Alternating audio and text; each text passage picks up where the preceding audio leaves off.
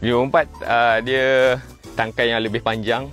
Bontot dia ni ada cincin 10 sen 20 sen macam ni, dan duri dia lebih tajam. Kalau budak saya buka tak pakai sarung tangan, memang kadang duri tu masuk dalam kulit. Jadi hati-hati kalau bermain dengan T24. Untuk tanam pokok berserah ni memang kena berserah pada takdir, sebab susah nak bagi dia hidup. Tu sebab salah satu nama dia berserah, selain nama tempat tu adalah berserah bila mana kita tanam.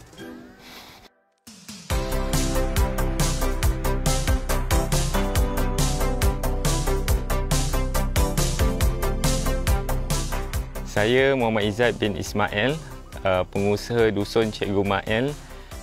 Kita berada di Hulu Selangor, Kalumpang, lebih spesifik Gumut Tambahan dengan keluasan 6 ekar. Normally pukul 7 kita dah start sehingga pukul 8-9 pagi lah.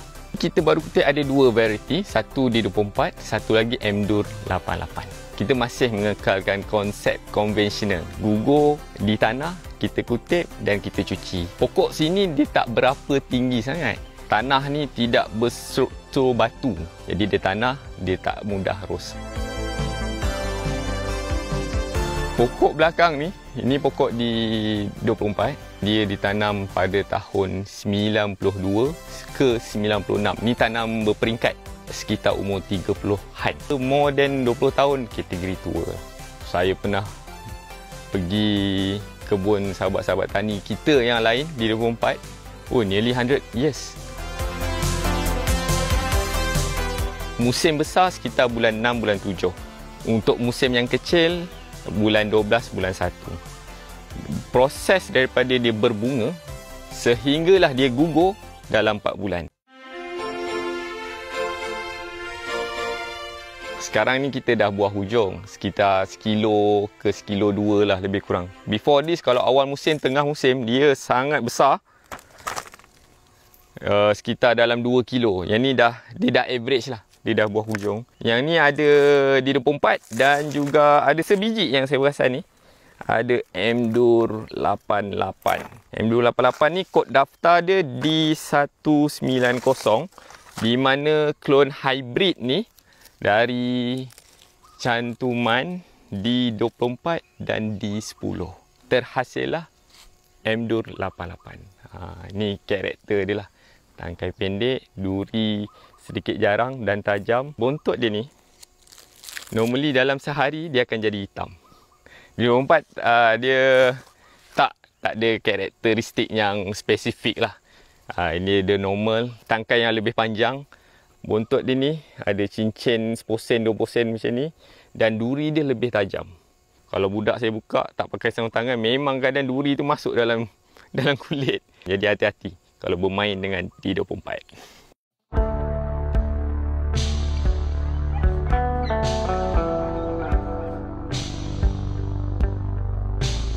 Di belakang saya ni berserah, dia sangat unik, di mana berserah ni dia daripada peringkat awal lagi dia dah bercabang. Kemudian ada D99, ada D24, M-Dur 88, Cani dan pelbagai lagi lah. Untuk durian dia ada fasa awal, tengah dan juga hujung. Untuk durian berserah ni dia fasa tengah lah. Sekitar 105 hari ke 115 hari dia gugur. Dia dipanggil nama lain selain berserah adalah Mek Hijau. Mek Hijau ni dia punya buah dia tu sendiri color hijau pekat, isi kuning. Cuma rasa dia lebih kepada manis dan lemak semata, dia kurang pahit. Untuk dusun ni ada sepokok je, the one and only. Untuk tanam pokok berserah ni memang kena berserah pada takdir, sebab susah nak bagi dia hidup. Tu sebab salah satu nama dia berserah, selain nama tempat tu adalah berserah bila mana kita tanam. Harga dia sekitar RM90 sekilo. Agak rare sebab di berserah sahaja yang banyak tanam durian berserah.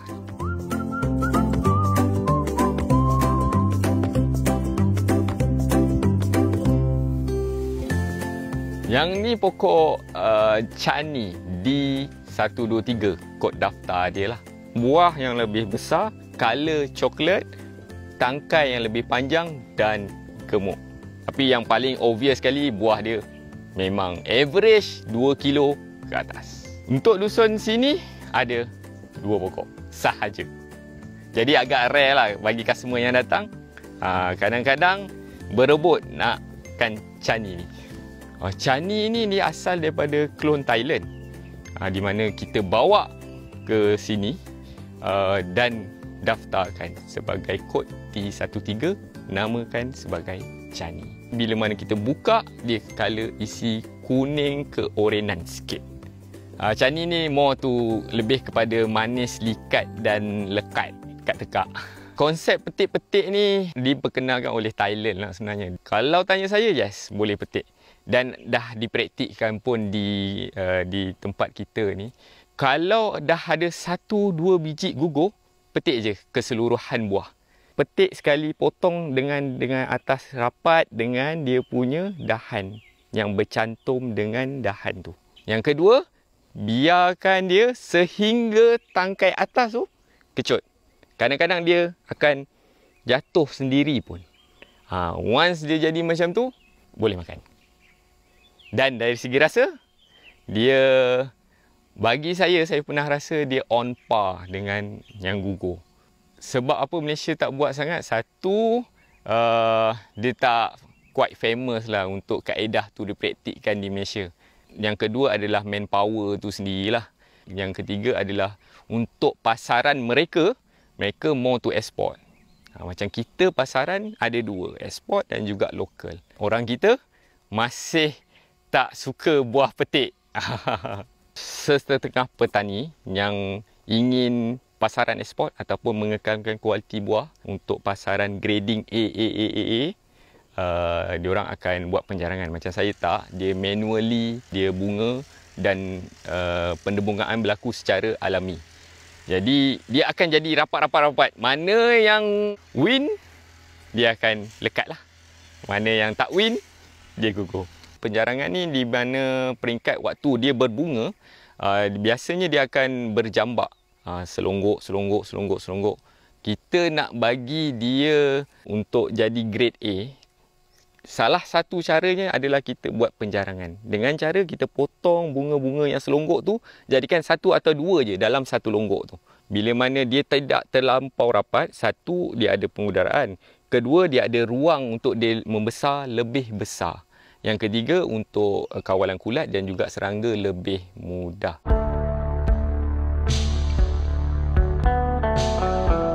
Yang ni pokok teka. Saya tak pasti teka ni asal daripada mana. Tapi dari segi buah dia, memang antara favourite orang, teka ni. Dan dia dikenali sebagai Musang Queen. Bawah sikit Musang King.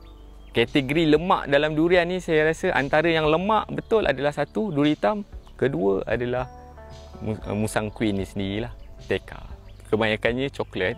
Kemudian dia lebih melengkung. Banyak buah dia lebih melengkung. Jaranglah saya jumpa buah yang oval cantik macam buah A Musang King tu ataupun buah duri hitam. Dia akan slightly melengkung. Once pokok dah habis harvest ataupun sekitar 10% buah di pokok, kita dah boleh start untuk fasa pemulihan pokok. Macam kita beranak lah. Top up semula dengan nutrien-nutrien yang telah kita kutip. First step adalah menambah organic compost. Normally saya akan pakai 1 bag. Tapi untuk season ni kita pakai 2 bag lah. Sebab saya mungkin